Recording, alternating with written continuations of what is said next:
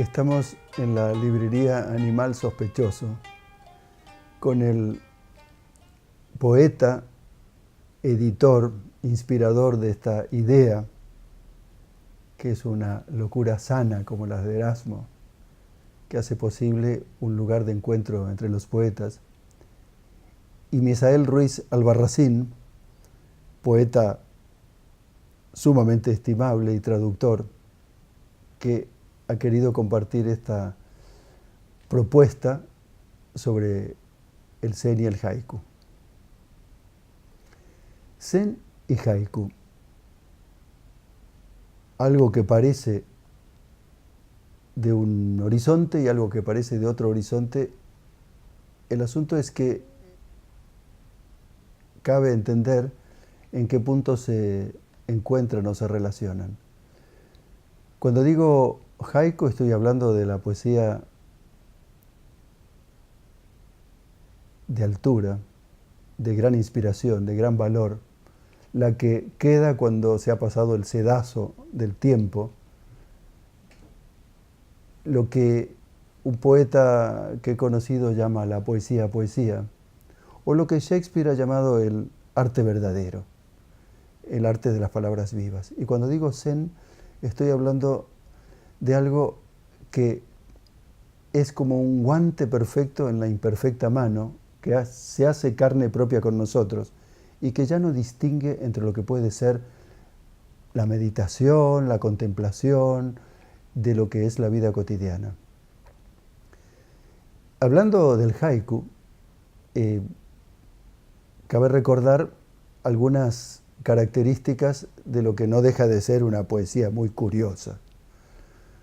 Es muy breve, es un terceto de 5, 7, 5 sílabas, que apenas da tiempo para escucharla, que muchas veces no contiene verbos, que todo lo lleva al adverbio, que no es muy amigo de los adjetivos o de las metáforas, que no tiene género ni número, o sea, que no distingue masculino, femenino, singular o plural, que deja en cuadros a la persona que quiere leerlo y a la persona que quiere escucharlo.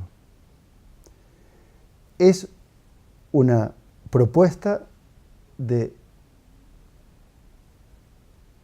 casi exagerada exacerbación de lo que es la limitación métrica, técnica, retórica. Eso le sucede a otras poesías también, pero que se da esas limitaciones en el entendido o en la esperanza de que esa propia limitación se abre, explota en una abertura de temas, de espacios, de tiempos, de inspiración.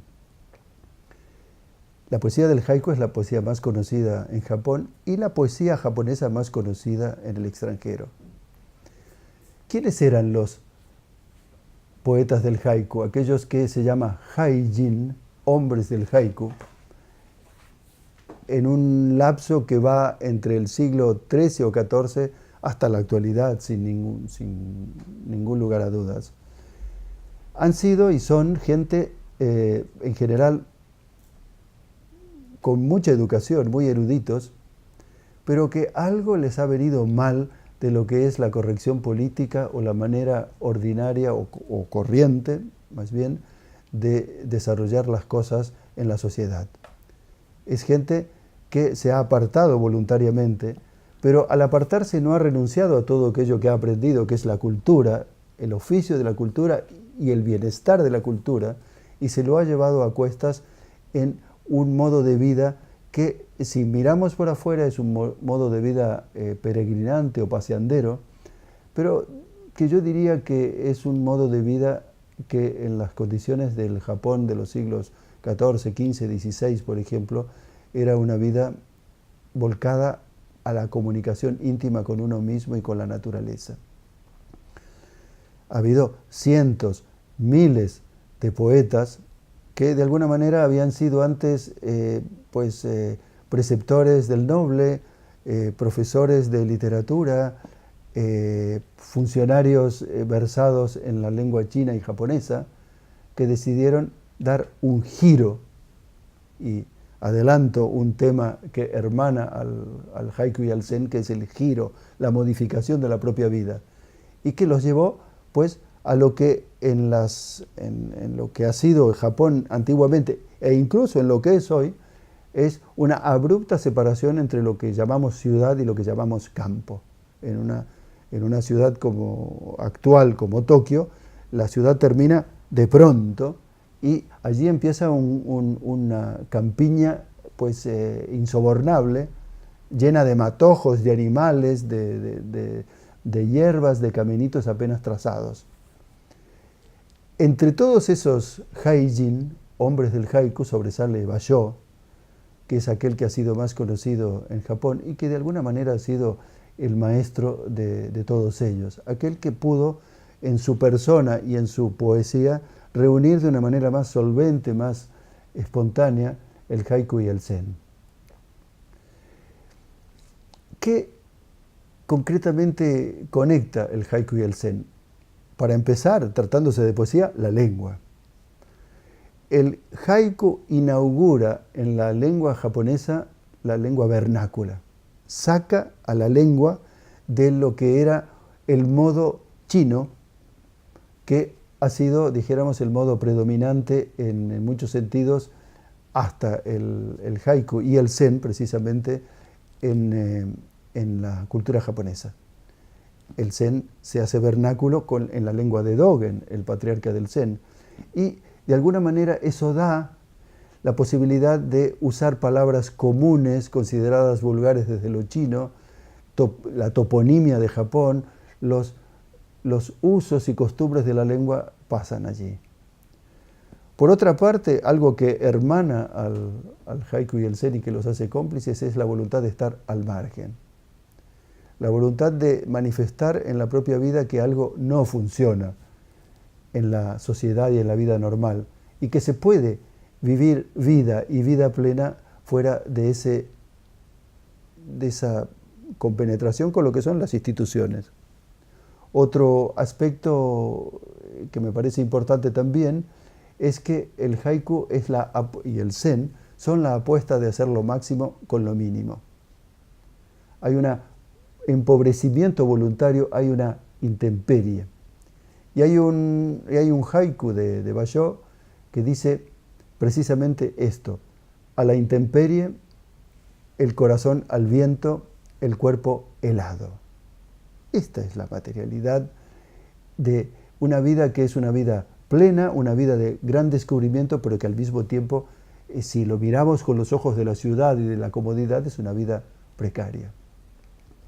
Otro aspecto que conecta profundamente el haiku y el zen es lo que, tomando las palabras de Nietzsche, podríamos decir: la tarea del hombre es desarrollar una vida de artista. Y el practicante de zen busca vivir esa vida singular que se le atribuye a los artistas, y no digamos nada los escritores de haiku. Y en este caso hay un haiku del siglo XX, del que probablemente ha sido el más famoso y considerado poeta japonés del siglo XX, Shiki, que responde probablemente a la pregunta que le fue dirigida muchas veces, y es ¿cómo resumirías tu biografía?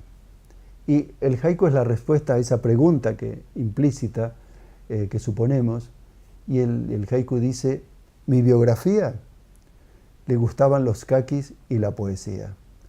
Esa vida desprendida de una cantidad de cosas que incluyen la presuposición de una posteridad, de una fama, de un mantenimiento de uno mismo más allá de la propia vida, va siendo ajena en realidad a cualquier poética que se precie y que vaya a lo hondo de la persona, y en todo caso en el zen.